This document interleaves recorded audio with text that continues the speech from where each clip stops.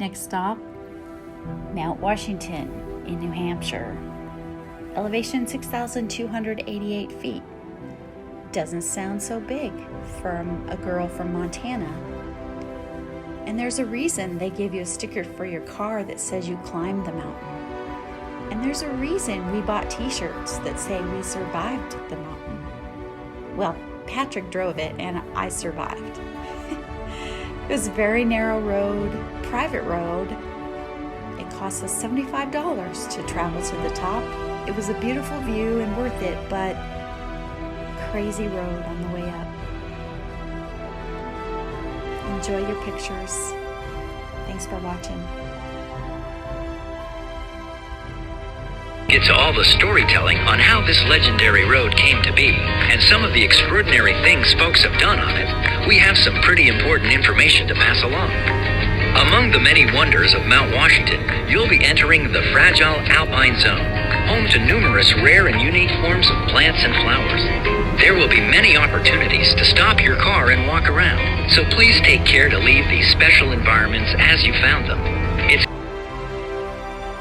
Mount Washington, home of the worst weather in the nation or the world. Recognizing which building it is. It's the one that's chained to the ground. If your headlights are on, be sure to turn them on before exploring the summit. You should be coming to the parking area pretty soon, so save the rest of this tour for when you begin the trip back down. Enjoy your adventure at the top of New England. They say the last mile is dirt. Yeah. Oh, we're on the dirt.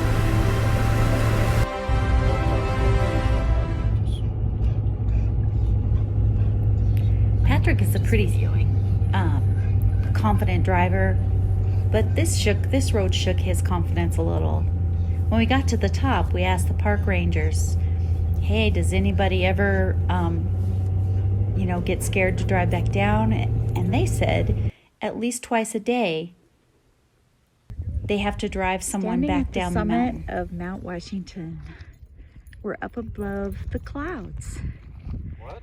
Patrick would say it was a horrible road. Terrible.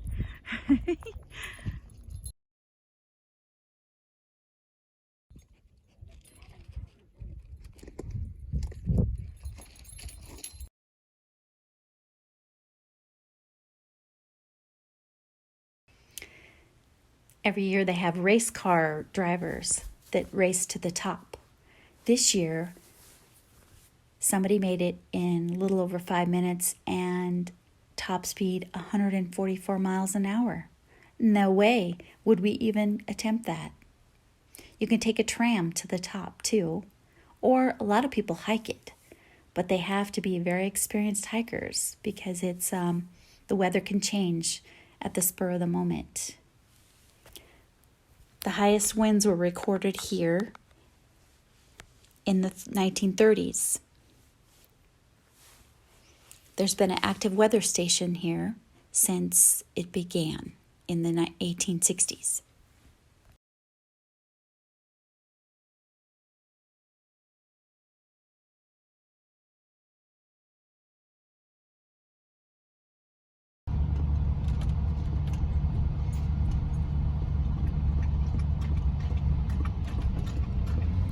Heading back down the mountain. Hopefully it's not as nerve-wracking as going up the mountain.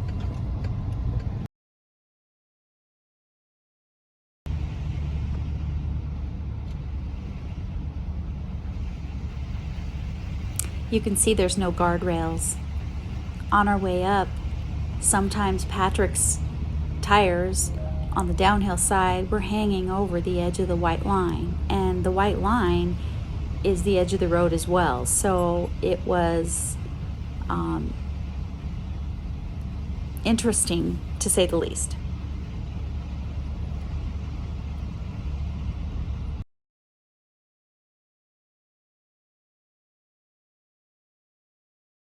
So, legend has it that they never climbed the mountain. Prior to the arrival of European ships and settlers, this region was home to a great number of Native Americans.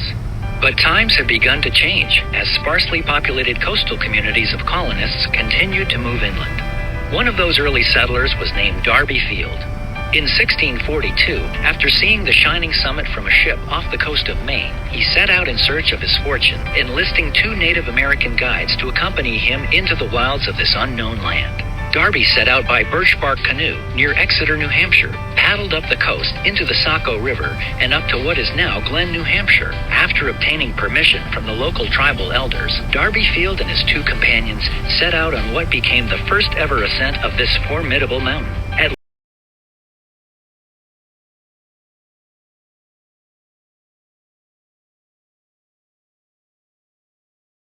Throughout the 1950s and 60s, international travel-alls were the vehicle of choice before transitioning to the modern 12-passenger vans that we use today.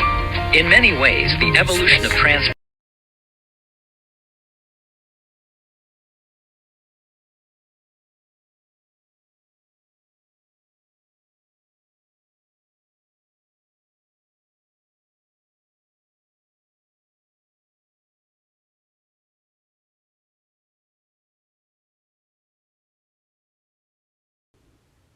Well, it was a beautiful road and beautiful trip, but Patrick said, "You'll have to carry me up in a body bag if I ever go up there again."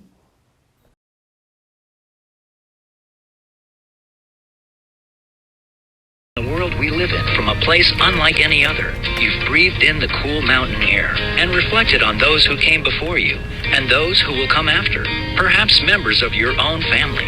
Enjoy the rest of your day and your vacation in the White Mountains. Visit us again sometime for another drive in your own vehicle or take a guided tour in one of our stages. When you reach the bottom, come across the street and take advantage of everything we offer at the Base Lodge. The Glenview Cafe has a spectacular view of the mountain you've just climbed and serves homemade soups, sandwiches, and other base area you will be soon. We hope you've enjoyed your adventure above treeline, and thank you again for joining us today on our road to the sky.